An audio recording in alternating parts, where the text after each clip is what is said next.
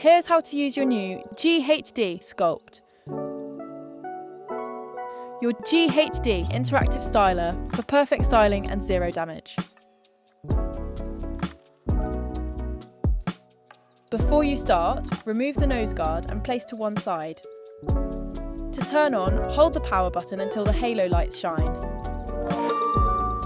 You will hear a beep to let you know the tool is heating up. The halo light will flash for 20 seconds until the tool is up to temperature. When you hear the second beep, you are ready to style. When you've achieved your perfect styling result, press and hold the power button until the halo lights turn off. A beep will indicate the tool is turned off and will begin quickly cooling down. And no need for any "did I turn my straightener off" related stress. We'll go into sleep mode after 10 minutes. We got you. The Signature X heat-resistant nose guard is here to protect and allow safe storage or placement whilst your tool is cooling down.